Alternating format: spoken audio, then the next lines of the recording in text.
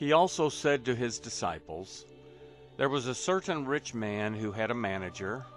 An accusation was made to him that this man was wasting his possessions.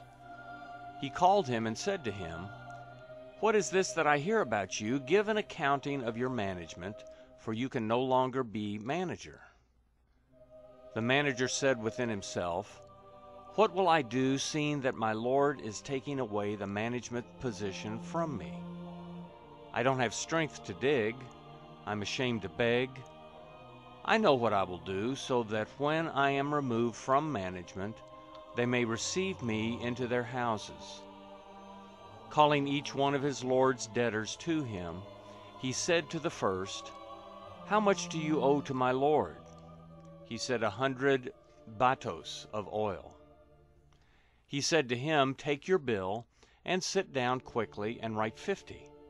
Then he said to another, 'How much do you owe?' He said, 100 cores of wheat. He said to him, 'Take your bill, and write 80. His Lord commended the dishonest manager because he had done wisely.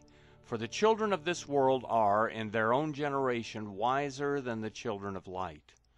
I tell you, make for yourselves friends by means of unrighteous mammon, so that when you fail, they may receive you into the eternal tents. He who is faithful in a very little is faithful also in much. He who is dishonest in a very little is also dishonest in much. If therefore you have not been faithful in the unrighteous mammon, who will commit to your trust the true riches? If you have not been faithful in that which is another's, who will give you that which is your own? No servant can serve two masters, for either he will hate the one and love the other, or else he will hold to one and despise the other. You aren't able to serve God and mammon." The Pharisees, who were lovers of money, also heard all these things, and they scoffed at him. He said to them, "You are those who justify yourselves in the sight of men, but God knows your hearts. For that which is exalted among men is an abomination in the sight of God. The law and the prophets were until John. From that time the good news of God's kingdom is preached, and everyone is forcing his way into it. But it is easier for heaven and earth to pass away than for one tiny stroke of a pen in the law to fall. Everyone who divorces his wife and marries another commits adultery. He who marries one who is divorced from a husband commits adultery. Now there was a certain rich man, and he was clothed in purple and fine linen, living in luxury every day. A certain beggar named Lazarus was taken to his gate, full of sores, and desiring to be fed with the crumbs that fell from the rich man's table. Yes, even the dogs came and licked his sores. The beggar died, and he was carried away by the angels to Abraham's bosom. The rich man also died and was buried. In Hades he lifted up his eyes, being in torment, and saw Abraham far off and Lazarus at his bosom.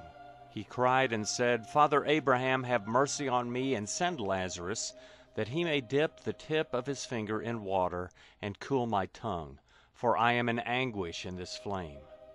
But Abraham said, "Son, remember that you, in your lifetime, received your good things, and Lazarus in the same way bad things.